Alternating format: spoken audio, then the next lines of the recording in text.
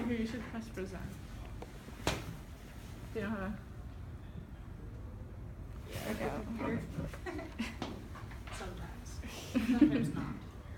Hi.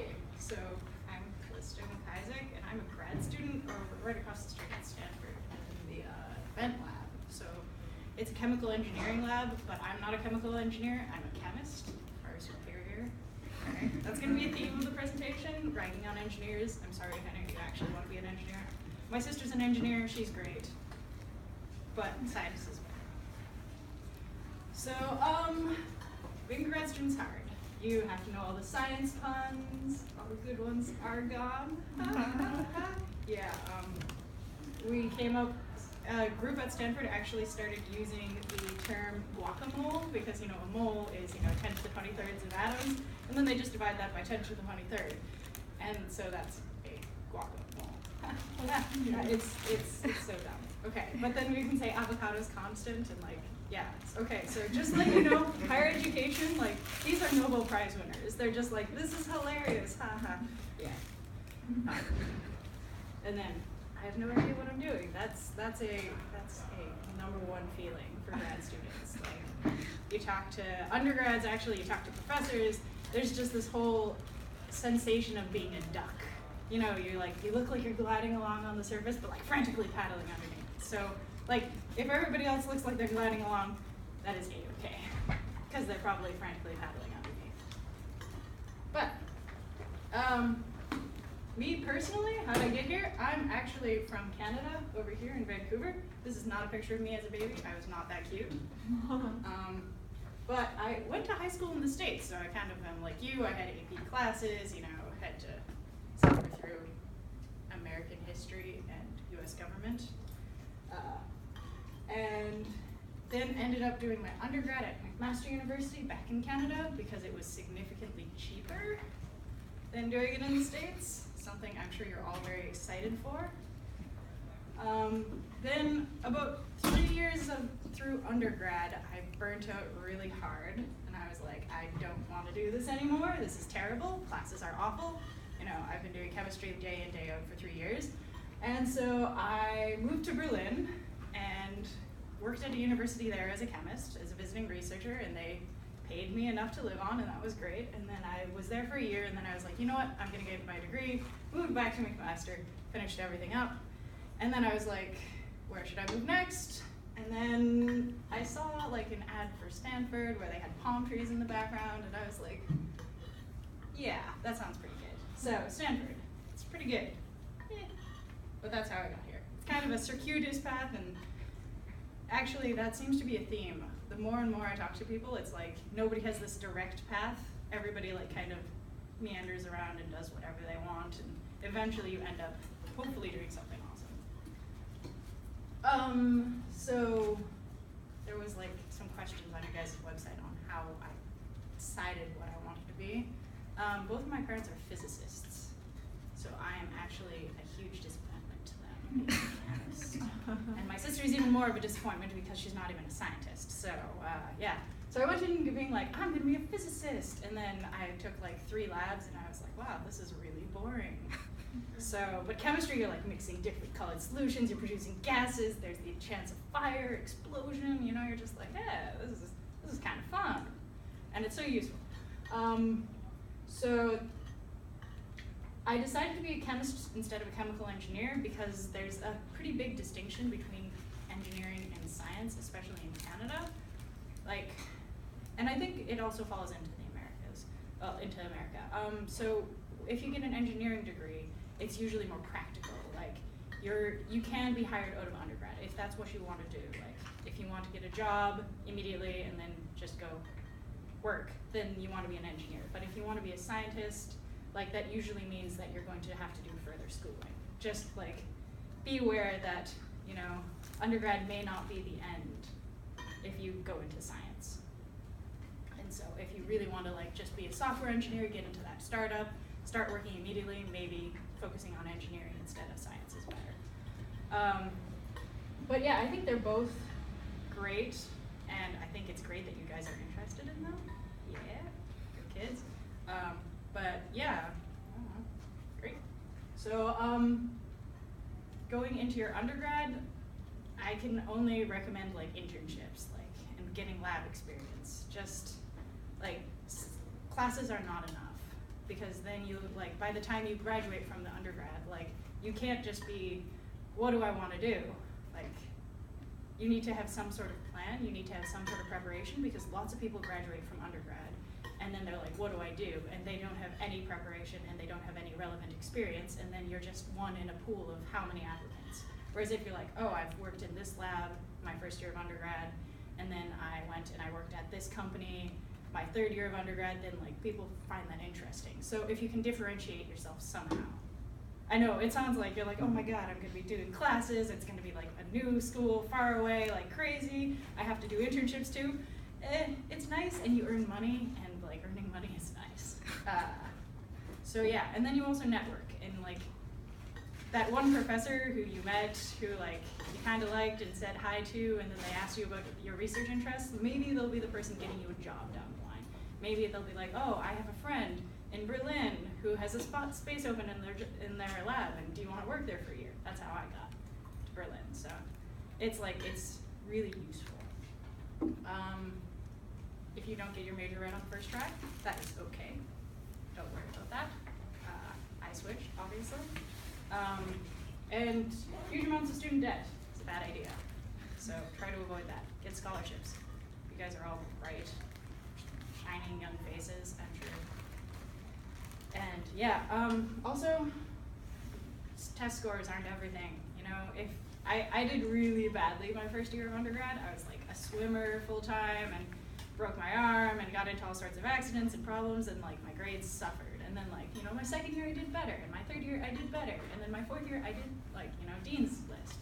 And then it's like, look, it's an arc, I'm getting so much better, progression, improvement, and then, you know, you can kind of create that story. And so they know, like the college that, or your job that comes along next can say, yeah, we can tell that she works and she improves. So like if you come in and you fall flat on your face, that's okay. Just pick yourself up and try it again, and chances are it'll all work out. All right, so grad life. What I am right now is a grad student. It's very self-motivated, so you kind of get yourself up in the morning, and you don't have to show up to school at 8 a.m. or when do you guys have school? 8:15. Okay, yeah, so yeah, no, that's terrible. I'm sorry, kids. You show up whenever you want to, except like the occasional meetings with your boss, which you should not skip.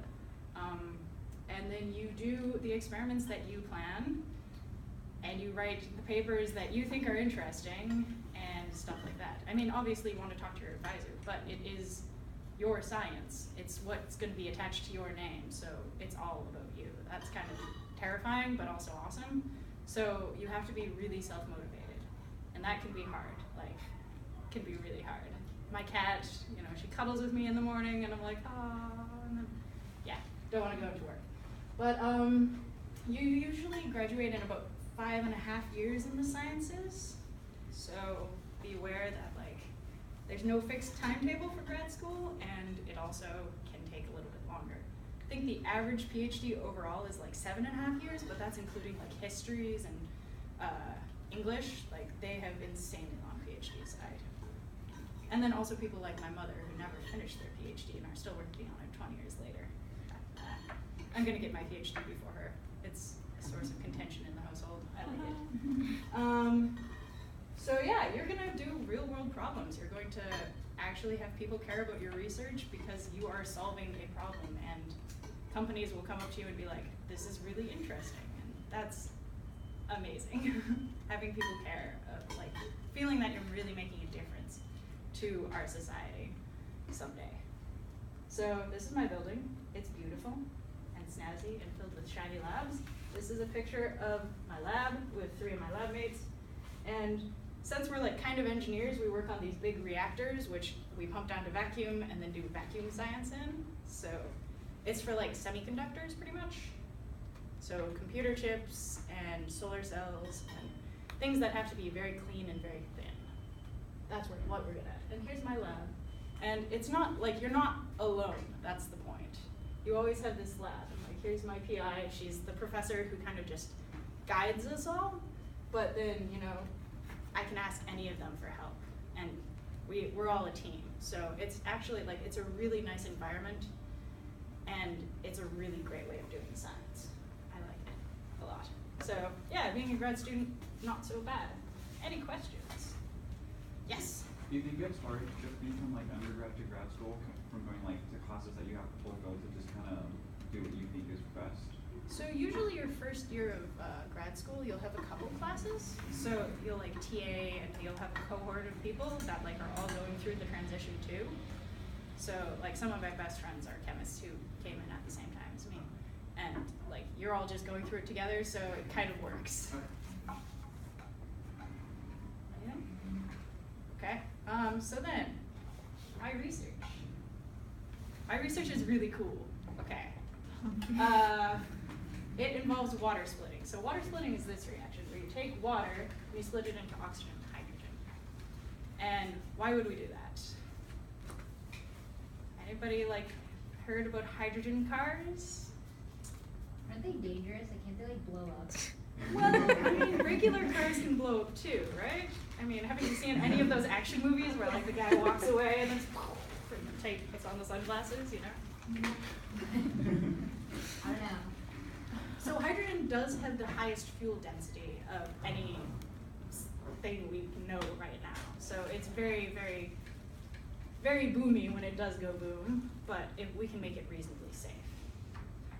So here's what like a car would be if it had a hydrogen fuel cell in it. You just pump in some oxygen, you pretty much burn the hydrogen, there you go, you get energy. So this is actually really useful because, I mean, we're all solar, we all love renewable energy. We love the sun, the wind, you know, tides, but that's not constant. Like, if you look at our energy usage, we have this peak of energy usage and a peak of energy usage, and that's in the morning and the evening, because we all come home and we want to watch Netflix and we want to make dinner, and in the morning we wake up, we want to make breakfast, we watch a bit of TV or whatever it is that we do. But in the middle of the day, that's when we're getting most of our solar power. That's when we're getting a bunch of wind power. And so that power would be lost unless we can store it somehow, because we wouldn't be using it. You guys get that? So like, acquiring energy is half the problem, you know, getting things from solar cells, and then the other whole half of the problem is how to store it. And so batteries are useful, but can catch on fire, obviously. Hydrogen is useful, can catch on fire. There's a pattern here. So I devised this kind of material. It's called molybdenum disulfide, and it is very good at making this reaction happen. And I'm trying to make it better, because this is an energy-intensive reaction. It pretty much just takes electricity to split H2O into oxygen and hydrogen, and then we have it saved up as oxygen and hydrogen, which we can put into our cars or our homes or wherever, and then burn whenever we need it. So it takes solar and makes it into something useful. Questions, comments, feelings, and reactions? Great. Okay, so now I'm gonna ask you guys to balance this equation. Because it was unbalanced on the last one. Gregor. Go, Gregor. Who thought you'd be doing chemistry today? Okay. Okay. 2H2O goes to 2H2 and 1, 2. Yay, look at you. All right. He's a future chemist. Oh, good. Yeah. Good, good. So, obviously, if we take H2 and burn it with oxygen, we get energy. If we put energy in with water, we're going to get out hydrogen and oxygen. It's an equilibrium, right? Good. Okay. So, we're going to do that. And there is also an option to set these things on fire, but I decided that was probably a bad idea. So, but you can totally take this to home and set it on fire. Just saying, because hydrogen burns quite excitingly. And then you can be like, parents, I'm doing science. You should encourage this. All right. So, what we're going to do is we're going to plunk our standard 9-volt battery into a thing of water with some electrolyte in it. So some salt. that's hopefully going to do some water splitting. So, why do we need the battery? For energy. Yeah, we need energy from somewhere. It's not going to happen spontaneously. Otherwise, we'd have hydrogen and oxygen like floating around all the time, and that would be exciting. All right, what's the purpose of the salt? Conduct electricity. Damn, because water is not actually all that conductive. I mean, even though you're like, oh, if I licked this battery, I know I would totally get a little buzz on my tongue. Or if I threw a hairdryer into a bathtub, you don't get into the bathtub. But, we have to add some salt, and then that helps conduct electricity really well. So, standard water from the tap, from the Stanford tap, so it's special water, I guess.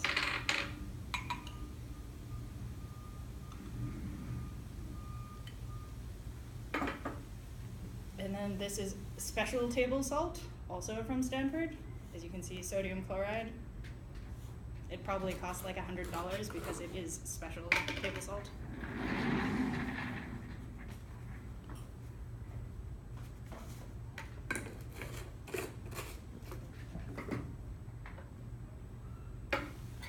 Let's just mix it. Alright. So, each one of these electrodes is going to do part of the reaction.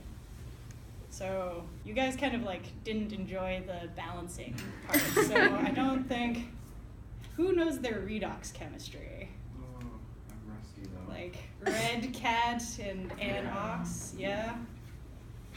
Okay, fine. So oxygen's going to be made at one of these electrodes, and then hydrogen's going to be made at the other. So, are both the electrodes going to produce the same amount of gas? For each reaction, there's going to be 2 hydrogens and 1 oxygen. There you go. So one side should hopefully produce boatloads of gas, and the other side should produce much less. So it's not going to be that easy to see, guys. So you're going to kind of have to come here. But I'm mostly just wearing safety goggles, so it looks like I'm being very safe. It's not dangerous. Although the sad thing about this battery is it does have like a little bit of plastic on it, so it starts decomposing and it looks gross. So you're gonna see a little bit of yellow stuff. But yep. All right. So, do you guys see the bubbles?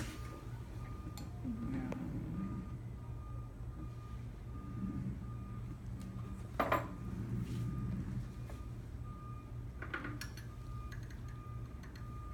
no, not nearly enough water. It's much harder to do wearing a suit jacket.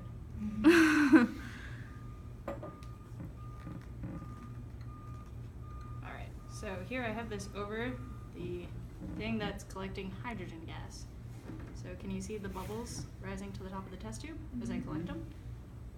And so as we proceed in the reaction, we're going to slowly fill this test tube up entirely with hydrogen, which is where the fire bit comes in. So if you take this home and you cap it with your finger, and then you turn it upside down and light a match, and then put the match in there, it'll make a very nice popping noise, which we call the pop test.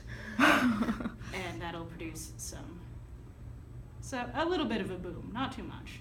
Like this isn't one hell of a lot of hydrogen. Sorry, this isn't a lot of hydrogen. All right. So, yep, see, look, making gas, chemistry. Mad skills. Also, we're dissolving the battery.